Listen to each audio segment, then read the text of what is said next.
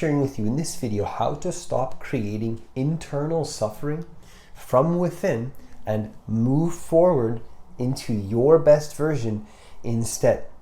I strongly believe that what many people do, and they don't even realize that they do this, and I'm included in this, what we do is that we add suffering on top of the present moment. So there could be an experience happening, there could be a challenge happening on the way to your vision or whatever the case might be, and then there's all these mental stories, all this negativity that you slap on top of the situation.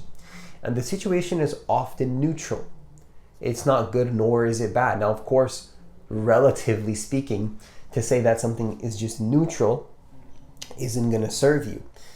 And you might think, well, it can't just be neutral because, there's meanings associated with life. Now, that's true. But do you have productive meanings that you're slapping on top of that situation that I am going to call neutral?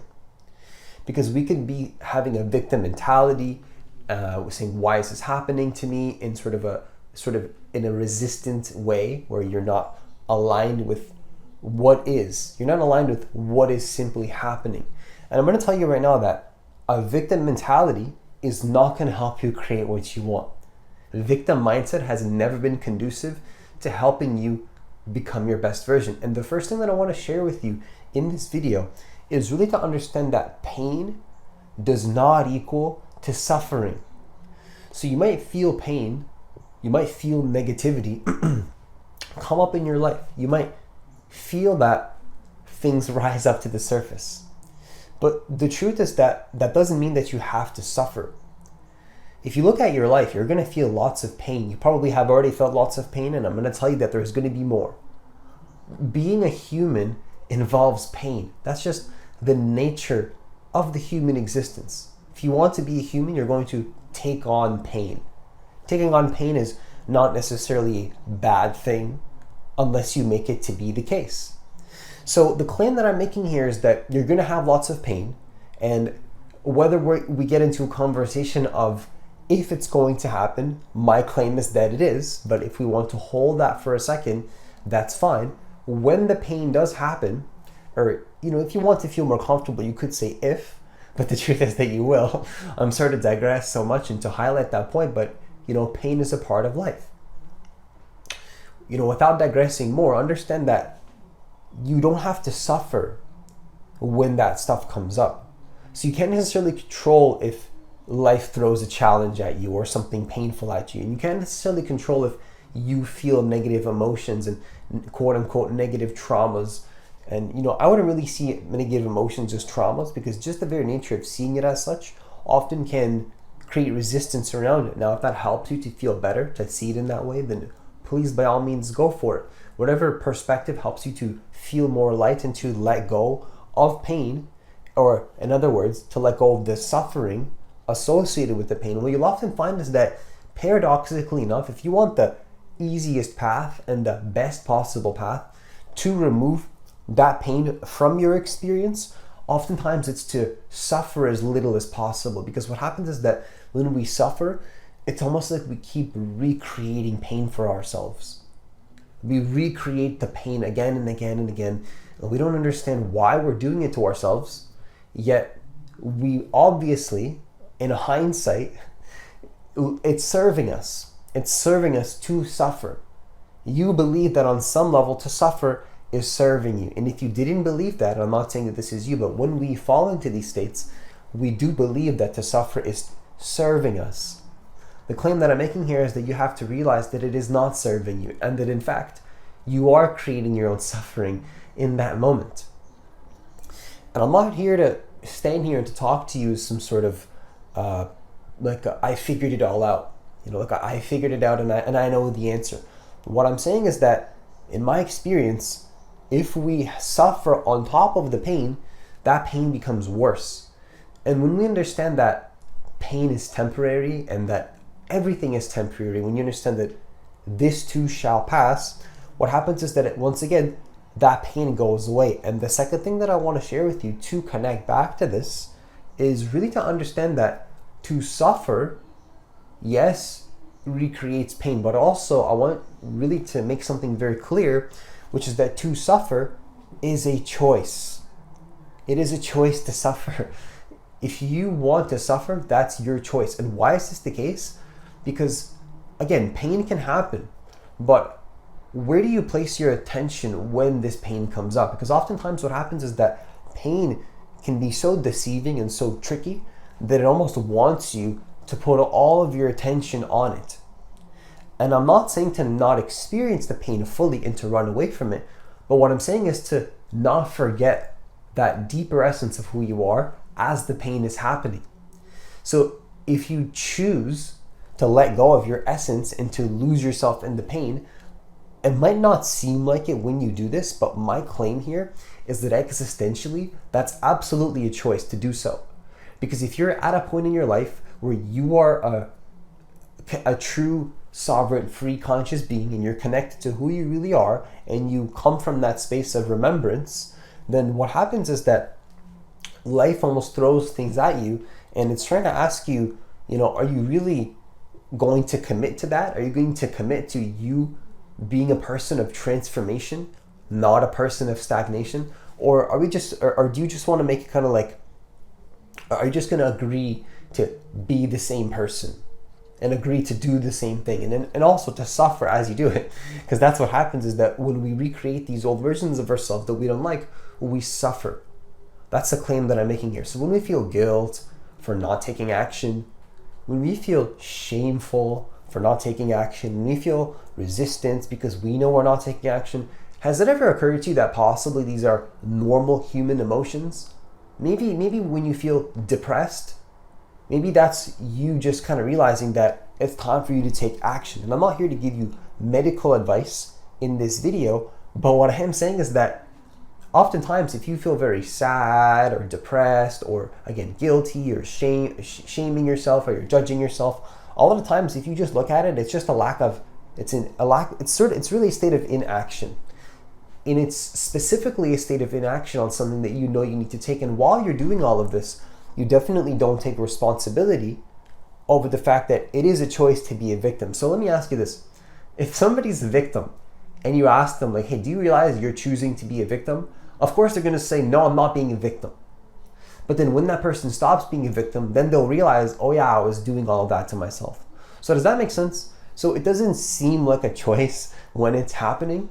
But then once you kind of create that spaciousness within yourself and to realize like what actually happened and what actually occurred when you had sort of this ego episode, we can call it, what happens is that you can realize that, yes, of course, it was a choice.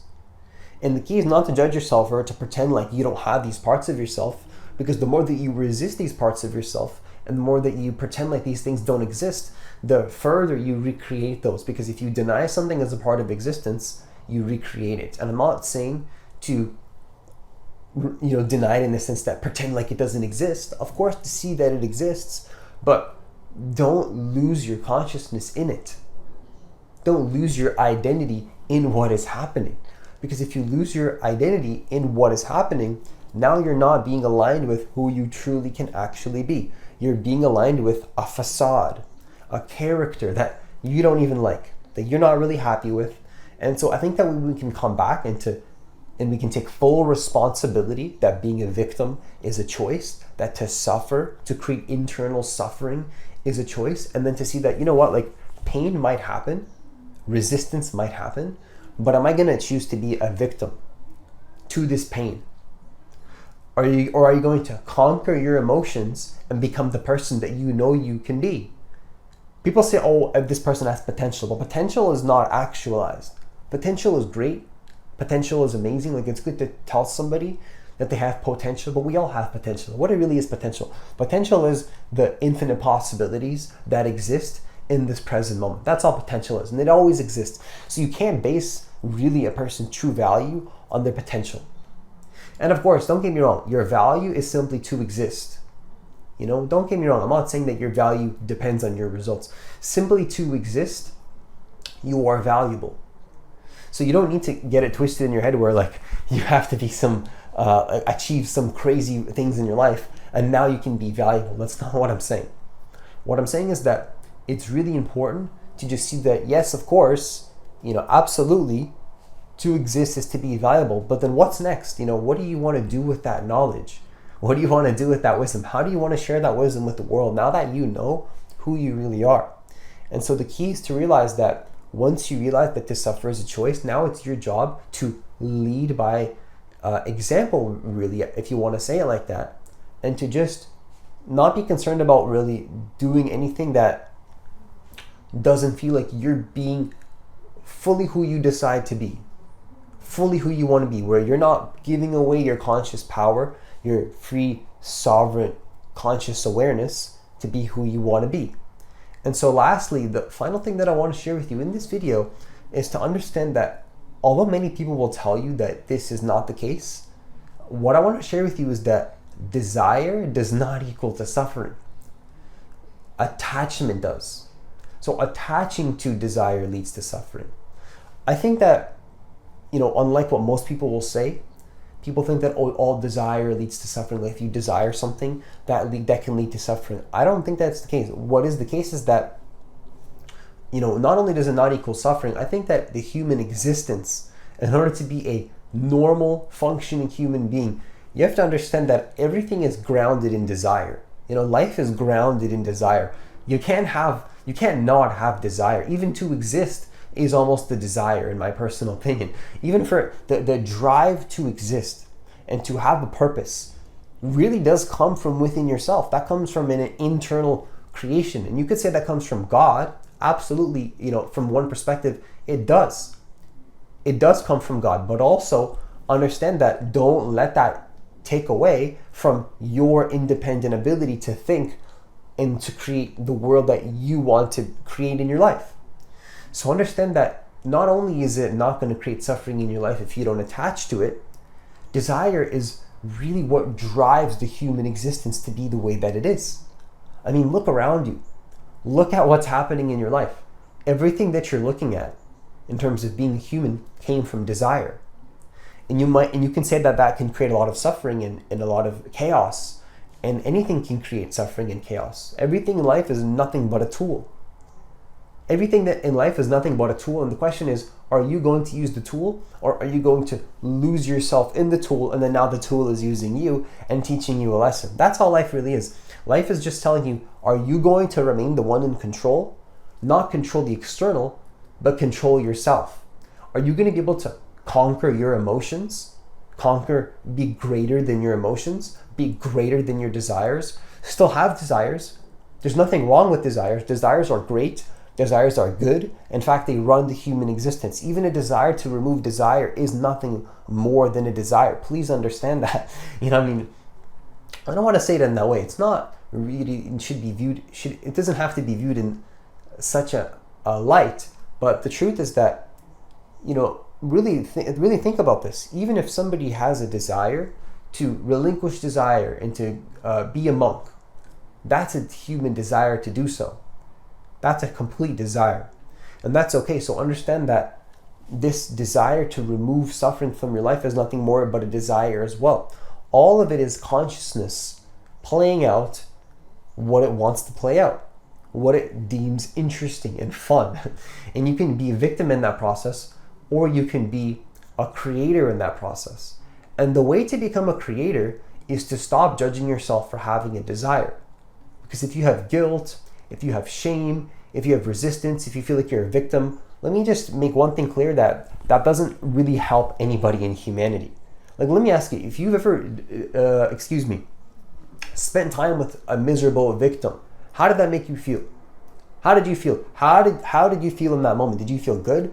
Did you feel happy? Did you feel like, oh, I want to spend time with this person? No, you felt like, I want to leave this situation because they're acting like such a victim that it's draining you, and now you want to leave. And that's totally understandable. So what we have to start to do is to see that if somebody's acting like a victim, we don't need to judge them. We don't need to push them to stop being a victim. The best thing that you can do is to stop being a victim in your own life and then show them through your example, not on purpose, but if on purpose, of course, you feel called to do so, but not always on purpose, just in a way that feels right to you. By you being who you are, this is how we get out of the victim mentality. And the way to do this is not going to be by really pretending that you don't have a desire. pretending that desires don't exist. When we pretend that desires don't exist, what actually happens is that we dishonor the human existence, and oftentimes this creates even more suffering and even more dysfunction and even more problems and even more issues. Whereas if you honor the desire and you move into desire fully, oftentimes the desire can play out and then you move on to the next desire, and that's life. Life is just a series of desires playing out, and there shouldn't really be a lot of